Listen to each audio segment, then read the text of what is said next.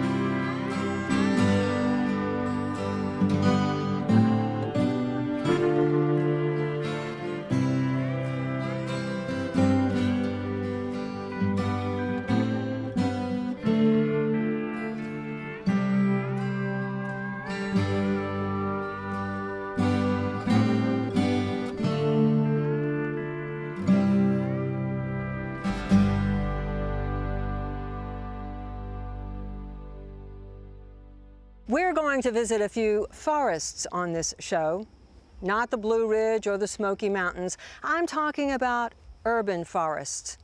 In fact, our first wooded wonderland is just 3 miles from the state capital of Georgia.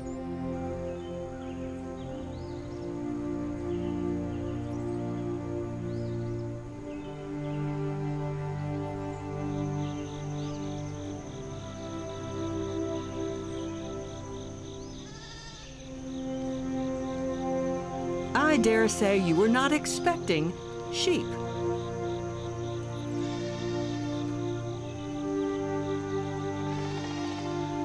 We were thrilled to watch as a border collie and his master herd about 70 of the animals down a high ridge. Then across a stream and up to an area thick with invasive plants.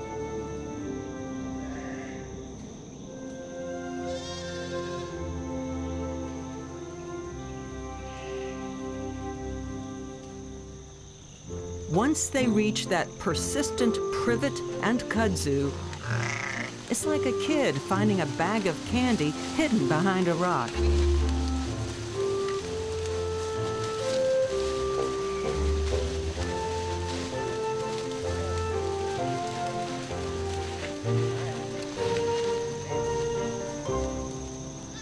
Unfortunately, this kind of vegetation that is so tasty to sheep will squeeze the life out of a wooded area, spreading across the forest floor like a spider web and preventing the growth of native plants.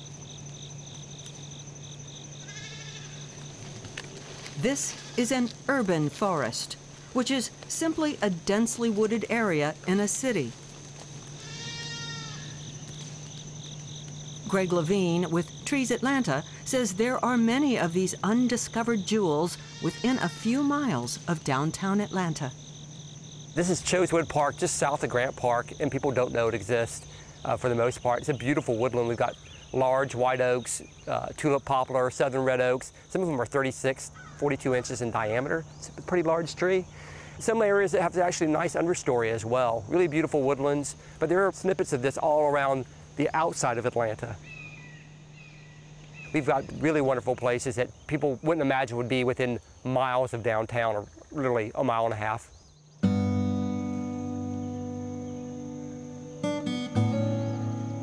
Trees Atlanta uses sheep as an alternative to chemicals.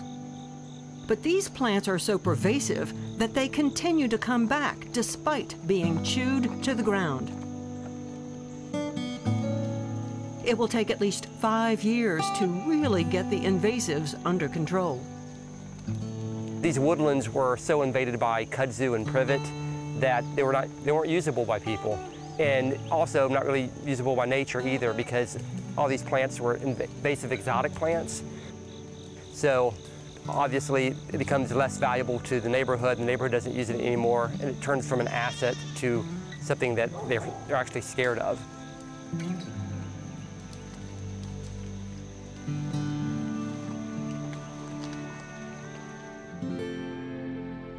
When we first paid a visit to Chosewood, it was dark and overgrown. Not the kind of place you want to walk alone. But on this chilly morning in November, we join neighbors and volunteers about to make a change. The hope is that with the addition of native bushes and plants at the entrance of Chosewood Park, the forest down below will be more inviting. Well, the goal on this slope is to really hold this topsoil down, because you know all the erosion that it puddles on the tennis court. Yeah. And I've noticed it's all washing out in the culvert in the woods. So we're trying to, the goal is to get this to spread and really take to this hill and hold this all down. Sharon, how's it going? Wow, it looks beautiful. Looks really good. Gorgeous. You act surprised. Well done. No, I know you're a gardener. This is great. The Trees Atlanta team has projects similar to this one just about every weekend. With the help of many volunteers, they will plant close to 3,000 trees in or around urban forests. Jim Williamson lives in the Chosewood community and shares the views of those who value these pockets of trees. What does having a forest and making this park really a park do for Chosewood?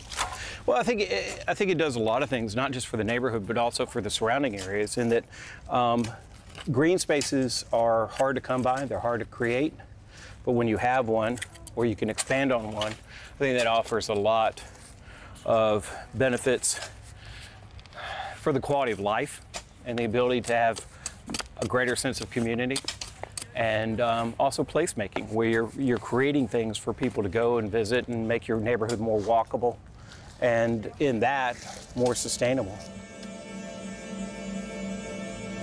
If you rise above the treetops, there is an instant reveal. We really are that close to downtown Atlanta. When you look at this map, it is amazing how many of these little forests surround the city. It is the reason Atlanta is often called a city in a forest.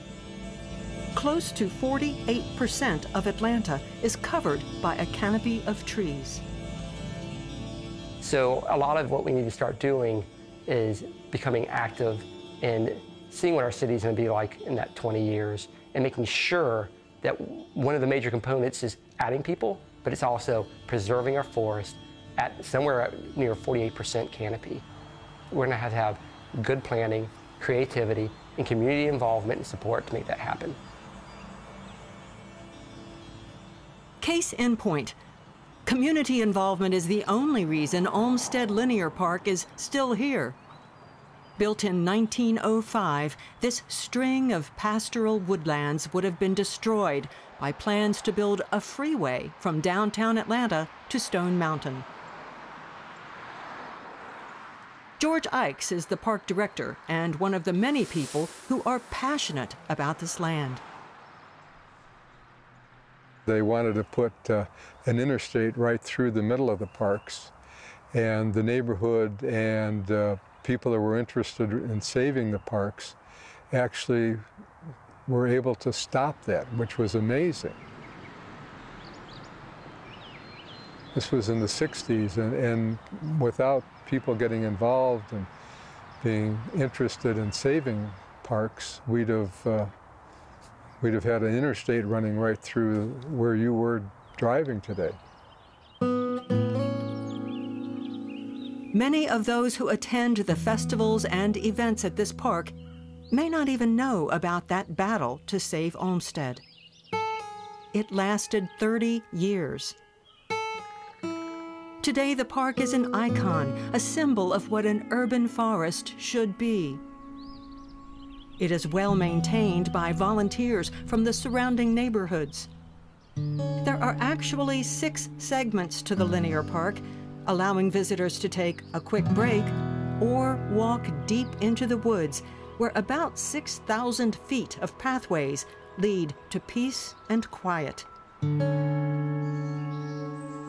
This was designed by well-known landscape architect Frederick Olmsted, who even in 1905 realized the need for serenity.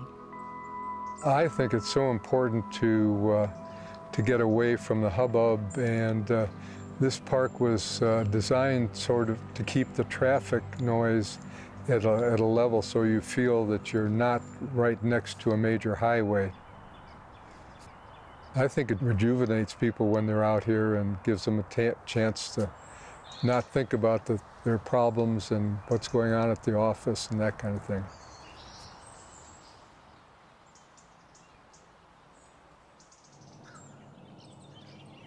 Conservationists say government can play a huge role in creating and maintaining green space.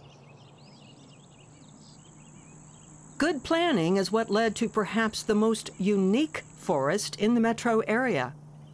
Constitution Lakes Nature Preserve covers 125 acres in DeKalb County, with boardwalks around the water and trails that meander through the wetlands.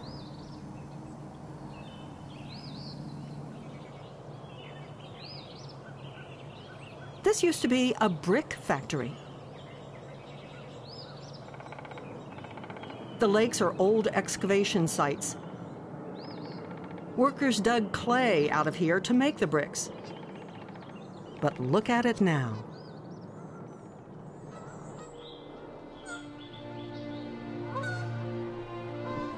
This has become a haven for migratory birds. These Canada geese spotted the oasis and made it home.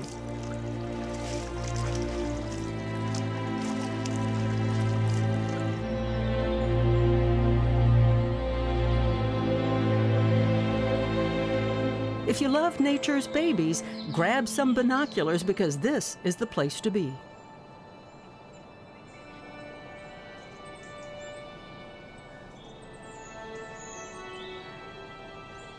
A baby goose is called a gosling and will live with its parents for about a year.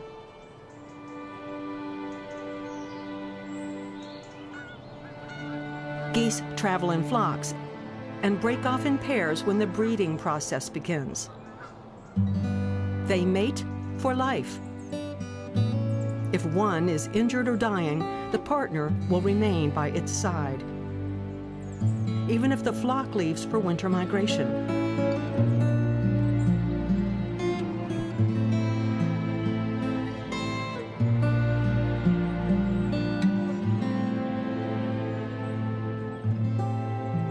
You may also see wading birds like yellow-crowned night herons, which feed on insects or crustaceans found in the marshes at Constitution Lakes.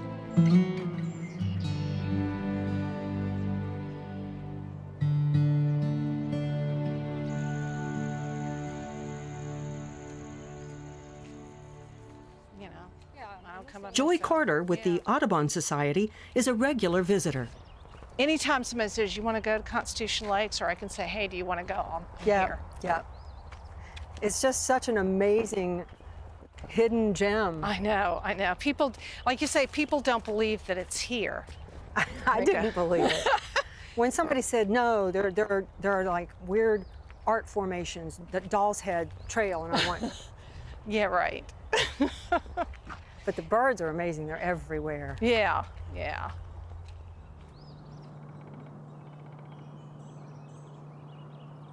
It is impressive to see both a pileated woodpecker and a red-headed woodpecker in one place in one day. Increasingly, cities and counties are spending money to protect urban forests like this one. There are so many great places to get out in the woods like this, and people don't know about them. But they're finding out. There's a sort of a movement, and it's really interesting to me. I think as more people move back into the city, they're demanding that they have access to nature and green spaces and places where they can go that are close by, where they don't have to, they may not have a car, They don't want to have to jump in a car. Constitution Lakes is only 6 miles from downtown in the midst of an industrial district.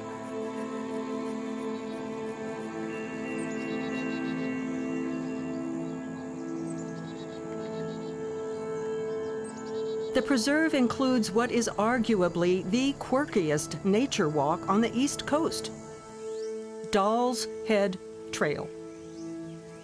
Hikers use recycled trash to make creative and sometimes creepy folk art.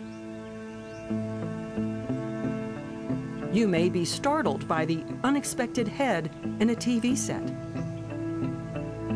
surprised by an arm, amused by the ridiculous. Personal philosophies abound. This won't last. Everything you are seeking is already on its way. Shield yourself from the ordinary. Yet the real art is nature itself.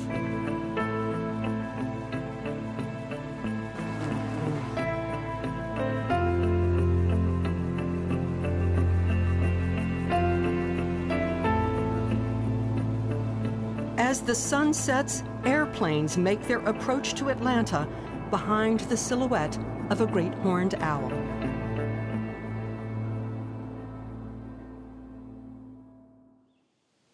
So it's wonderful, right? We have all these beautiful trees to look at. True, but it is so much more than just that. Think of these forests as natural sewer systems. The roots retain water and stop runoff that carries chemicals and waste into local streams. They also absorb carbon dioxide and other pollutants. Then, as a bonus, trees convert that carbon dioxide into oxygen. A single tree can release 260 pounds of oxygen a year. That's enough to support 2 people, which is one of the reasons many musicians like Doria Roberts are singing for the trees. Now let's talk about the trees, what they do and what they need, how they bloom and how they shake, how they bend and how they break. Give us shelter, give us food, give us the very air we breathe, give the birds a place to be, but when they're all gone, we're gone. Doria is part of the Nature Conservancy project If Trees Could Sing. Signs have been installed along the Atlanta Beltline to identify species and add a little entertainment value.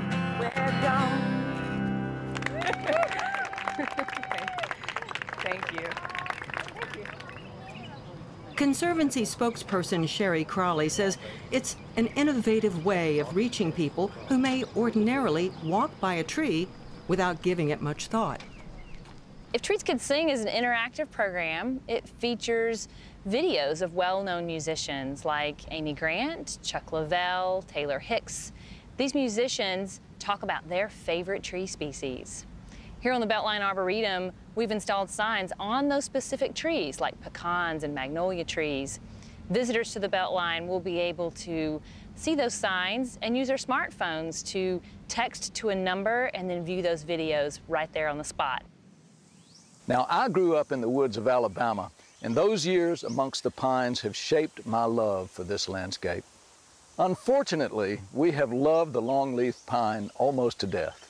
Harvested for their strong, straight wood, longleaf pines became the heart pine floors and timbers that can be found in historic buildings across the United States even today. You see, as longleaf pines were harvested, faster-growing trees were planted in their place. Longleaf forests all but disappeared as our need for lumber and wood products grew.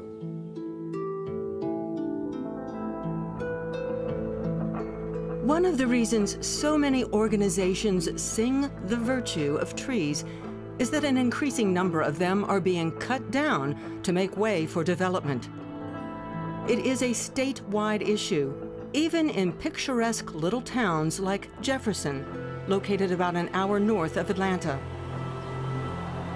You would never think that tree loss is a problem here. But it is close to an interstate, and the growth will come.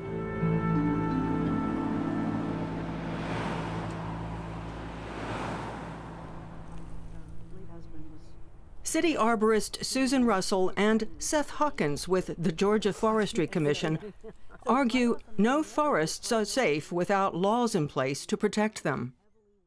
This is an urban forest right here. And, you know, Georgia is one of the fastest growing states. This is one of the fastest growing counties. As more people get here, there's going to be pressure on these forested areas and be fragmentation of these urban/community forests. You know, whether that be from just having to have more housing, more development, commercial development. I mean, there's a lot of threats that come in. Jefferson jumped in front of the threats with ordinances that offer benefits to developers who work with arborists to keep the trees.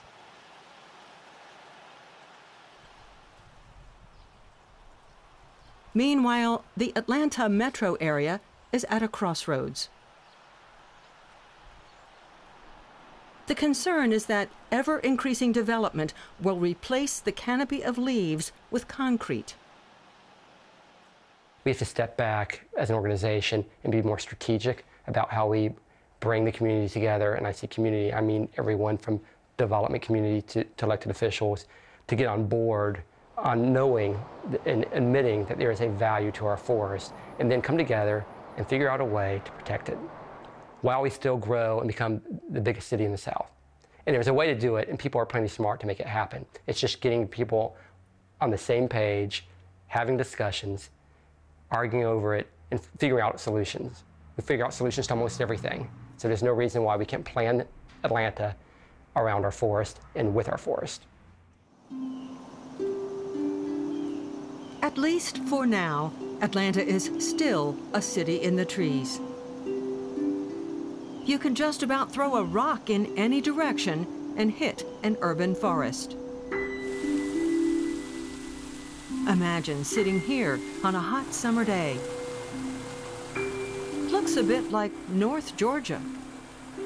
But Cascade Springs Nature Preserve is in a southwest Atlanta neighborhood, not far from Interstate 285 on Cascade Road. Two natural springs form these cascading waterfalls.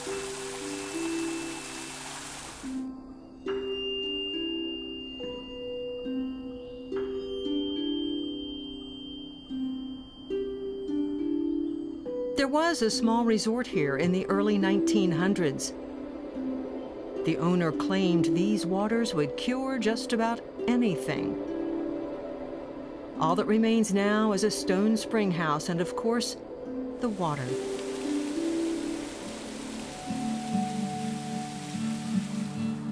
It is one of the oldest inner-city forests with 130 acres of hilly terrain and hiking trails that run along the streams. The Battle of Utoy Creek was fought here during the Civil War, though today it is just a good place to get away.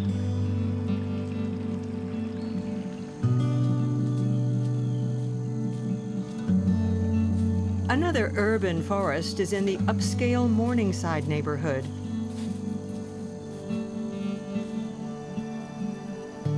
There is a little nature preserve that covers 30 acres of forest, with trails that lead to a wooden suspension bridge that crosses South Fork Peachtree Creek and 2 miles of hiking paths.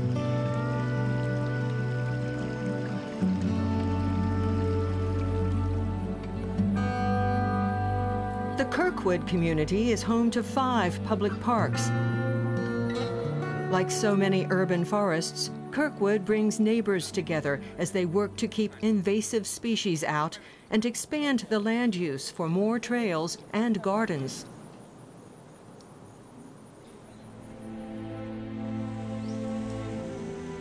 The list goes on and on. There are many of these forests, and they define the city of Atlanta.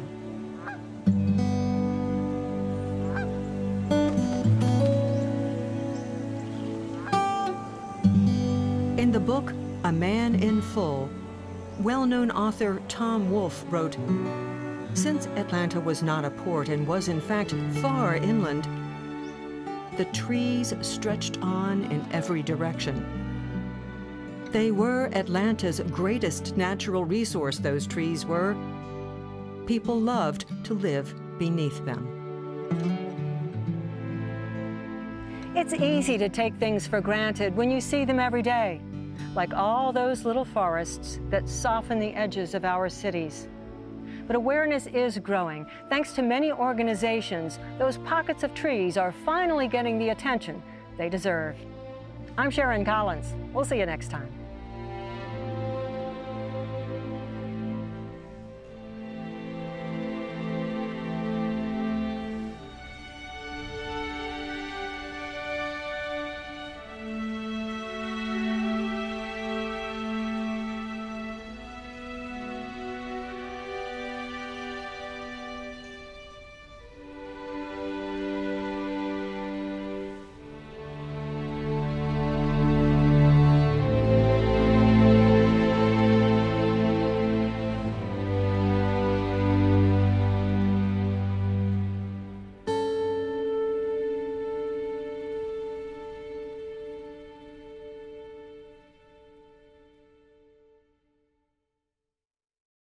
Funding for Georgia Outdoors has been made possible in part by grants from the Georgia Natural Resources Foundation, from the Imlay Foundation, and from viewers like you.